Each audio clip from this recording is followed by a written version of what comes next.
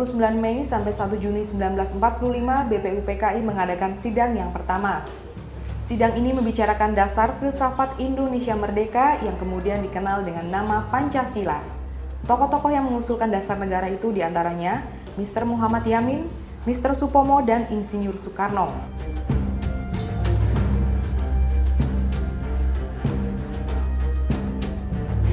Sebelum Pancasila itu ada yang Trisila dan lain sebagainya itu? Nah, itu Trisila itu dia dirumuskan oleh Bung Karno. Jadi begini ceritanya. Jadi ketika Soekarno merumuskan, dia pidato macam-macam dengan memberikan latar belakang, dia usulkan. Saya mengusulkan kepada saudara-saudara anggota yang terhormat agar apa yang saya usulkan ini saya namakan, tadinya saya mau namakan Pancadharma, tetapi ada seorang kawan ahli bahasa, dia tidak sebut nama ahli bahasa itu, tapi Hatta mengatakan mungkin Priyono atau Yamin, yang mengusulkan agar supaya jangan menggunakan kata Pancadharma, tetapi Pancasila. Dan dia terima usul itu. Nah, saya usulkan kepada saudara sekalian untuk menerima Pancasila sebagai dasar negara. Lalu dia katakan begini, tetapi kalau saudara-saudara tidak senang kepada kata Pancasila, 5 dasar itu, maka kita bisa meras Pancasila itu menjadi Trisila, yaitu demokrasi, sosioekonomi, dan ketuhanan yang Maha Esa. Kalau saudara tidak senang dengan yang Trisila itu, maka Anda bisa memerasnya lagi menjadi Ekasila, yaitu gotong royong.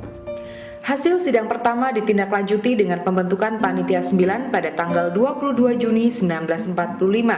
Ke-9 orang anggota yaitu Insinyur Soekarno, Dr. Andes Muhammad Hatta, Mr. Muhammad Yamin, Mr. Ahmad Subarjo, Mr. A.A. Maramis, Abdul Kahar Musakar, Kiai Haji Wahid Hashim, Haji Agus Salim, dan Abi Kusno Cokro Suyoso.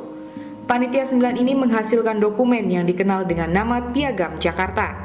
Piagam tersebut berisi perumusan dasar negara dan pembukaan Undang-Undang Dasar 1945 yang isinya adalah 1. Ketuhanan dengan kewajiban menjalankan syariat Islam bagi pemeluk-pemeluknya.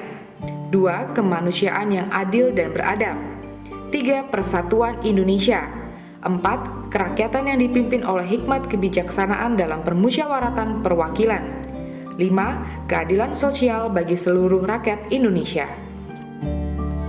Pancasila dirumuskan adalah untuk menjadi dasar negara, untuk justru menciptakan sesuatu kenyataan yang khas dalam Indonesia dalam proses membangun dan mempunyai dasar negara yang berbeda dengan negara-negara barat. Beda dengan barat yang liberalistis, beda dengan komunisme yang liberalistik. Nah sekarang ketika kita menghadapi kondisi sekarang yang ekonomi liberal, pasar bebas, kekuasaan Bank Dunia, kekuasaan IMF, kita itu masih dijajah kaum kapitalis dan sebagainya. Nah, tetapi itu adalah kenyataan.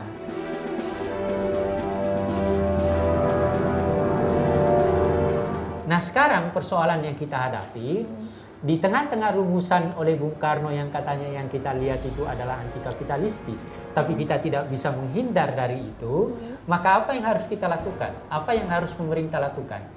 Adalah bagaimana pemerintah dan orang-orang cerdas kita menggunakan kecerdasannya, menginterpretasi Pancasila di dalam menghadapi arus global dan kapitalistis itu dalam proses pembangunan.